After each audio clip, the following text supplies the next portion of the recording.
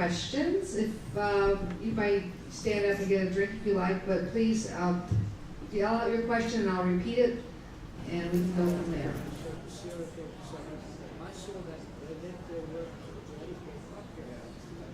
The question was how to coordinate an appraisal that's not in New York. A good appraisal. Yeah, how do you, right. How do you get, okay, the starting point generally is to have images, so to have an inventory, to have images, to send that to me, and then I coordinate with my colleagues to put together either a preliminary idea just from the images. I get a lot of images through email, and I work with my colleagues in New York based on those to talk to the right departments to come up with an understanding of what's there. And do you have any recommendation on the storage of them right now until all that is worked through? I mean, they're just sitting there open in that lower level of the mountain.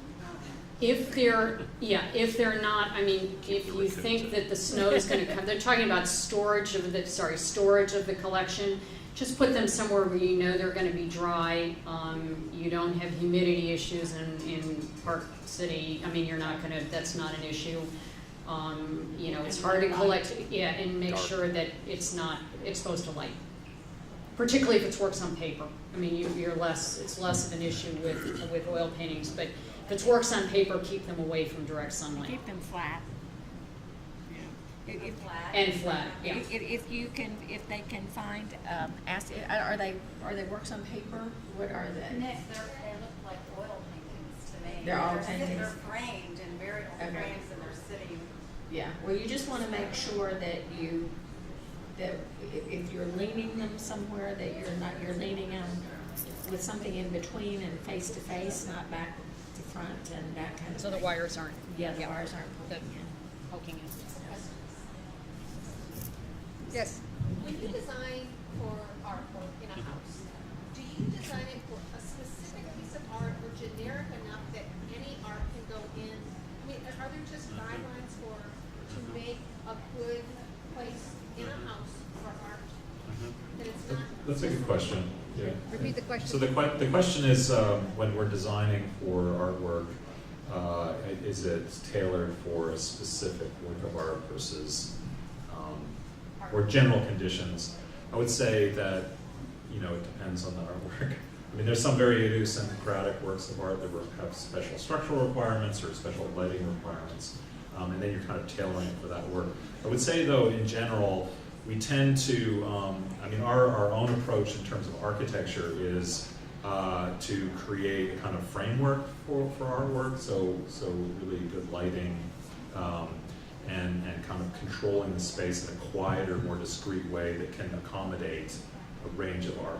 That being said, the current house that we're working on, she has 5 very large paintings, and in a small house, that's a challenge to create a space. Not just a space to hang the work, but to give the work its appropriate kind of breathing room is a challenge. So I would say, to answer the question, we tend more towards more of a kind of neutrality, a kind of general approach that can accommodate a range of things. Different answer for different. The question is how do we put the auctions together? Is really in terms of what goes into these different catalogs that are here. With regard to the paintings market, we are a secondary market only, so we are not the primary market for the artist. So if the artist has not been at auction, then it's not appropriate for us to be undermining the dealer's relationship with that artist. So it is a secondary market only. And then with regard to object sales, Chinese works of art, 20th century decorative arts, they're very specific to the special theme of the sale. And the Chinese works of art are going to be objects that we feel are marketable at this point in time and that don't have provenance issues. That I'm working with a collector right now that has stone Chinese figures, which at one point he spent anywhere from $20,000 to $30,000 on. They're not particularly desirable right now, so we can't sell them. because the market for those particular figures is not good. So each sale is going to take a different dynamic depending upon the department that is putting the sale together. Some are straightforward American paintings, it's going to be American paintings. 19th century is going to be the whole vast trove of the 20,000 artists who painted in the 19th century. And if we don't feel that we're the right place for it, we will recommend that they either sell regionally or locally, because it doesn't make sense, for example, to ship something from Houston to New York if we don't think that it's going to be particularly successful in the sale. So every sale is different, but it's a good question, but it is case by case. I mean, lighting is really challenging right now. We had this kind of shift from incandescent lighting, which was always our favorable source of light. So we have this we're conflicted as architects. I love incandescent light. I love the light bulbs. I wouldn't admit that I'm stockpiling them in my office. But we love that light source. LED's getting a lot better. I mean, you can kind of see even in this space. There's several LEDs. They're all okay. They're all LEDs. Yeah. So this is I mean they're getting better. There's still challenges with that. But color temperature is important. I mean, we typically look for kind of warmer color temperatures. We're looking to kind of match that incandescent 2400K, 3600K warmth. I'll say that for again, it's getting better, but when you switch out the LED lights for the incandescent lights, it's just not the same yet. But that's a good question. The one only thing I'll say is like what we work towards is flexibility and being able to focus and tune the light and adjust the light in the space, both through dimming, through placement. That's the key. Using barn doors and that sort of thing. Multiple tracks. Multiple tracks, yeah. Flexibility is key. I have one question for Murray. I'm often told, because we've given tours and try to encourage people to buy art locally, and people say, well, I don't have any more wall space. And so I said, well, buy sculpture. Go outside. But then besides that, even I've run out of room, wall space, and so we have a storage problem. And then I rotate the paintings every year, which pretty much redecorates the house. But do you ever recommend to your clients to build storage into the house so that they can do this? Sure. So they don't limit themselves? Yeah. There's actually, No, I think this is a great point. I mean, it's actually something I just wanted to mention briefly. I don't want to go off too far off the topic, but Lisa said that I think collecting and curating is an incredibly creative act. I mean, I love to collect artwork. I don't have the budget to buy expensive artwork, but I find it incredibly exhilarating and really kind of creative activity.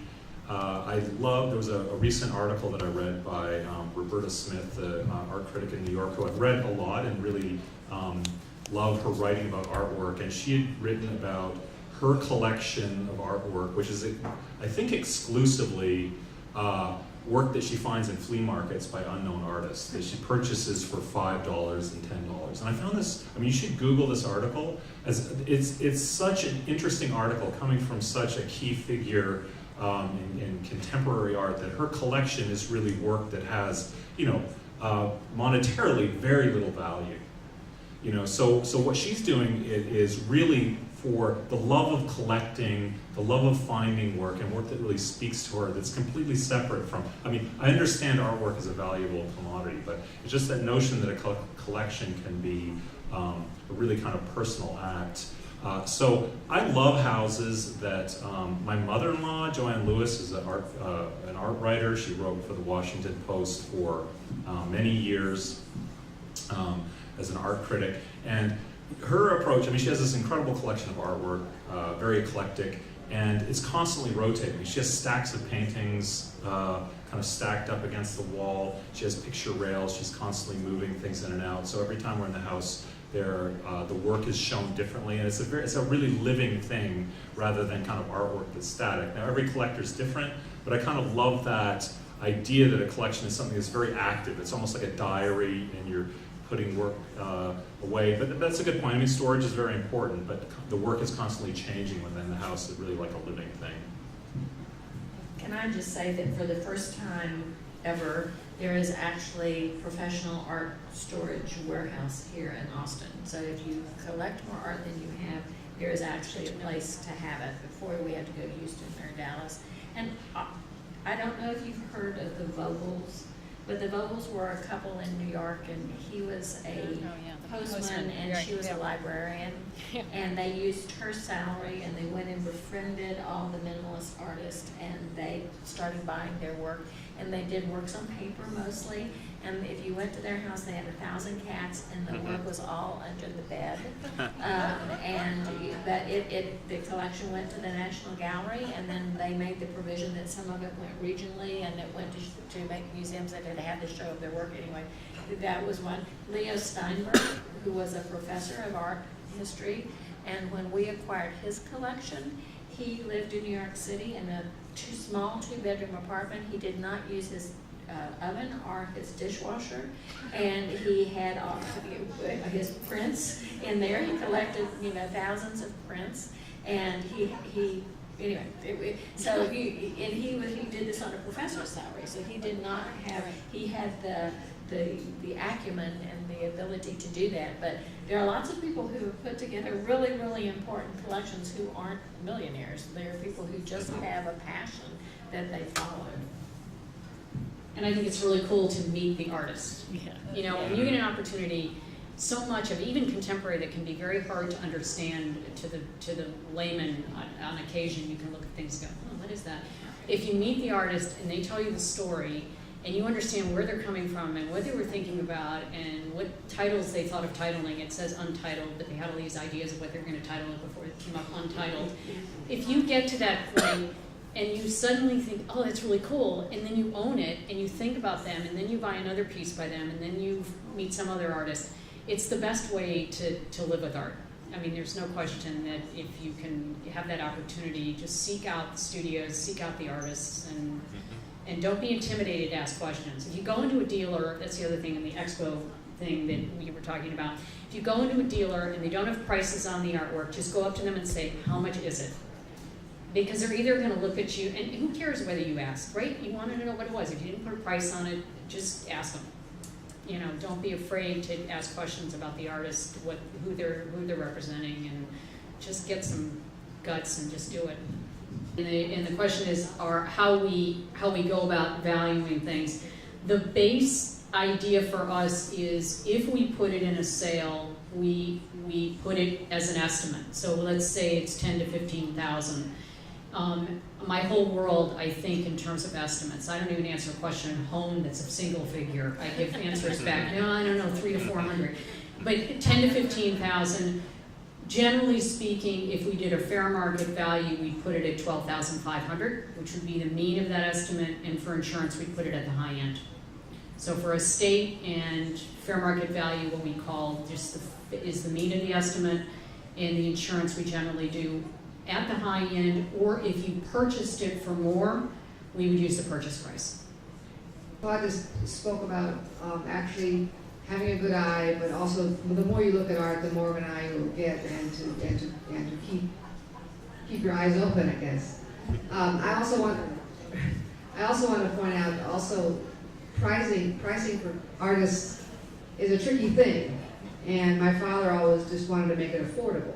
He knew basically what people could afford, and he also would allow people to put money down and pay over time.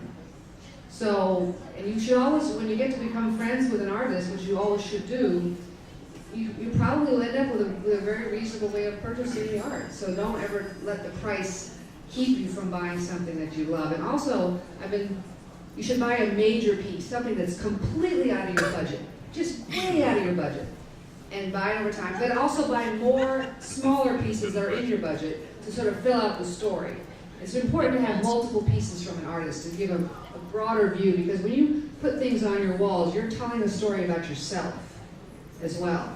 And so my mother always said that, what's on your walls defines you. So just remember that in collecting, I feel anyway, that it's important to buy more than one piece. So all the artists that are out here Just keep encouraging them to buy more.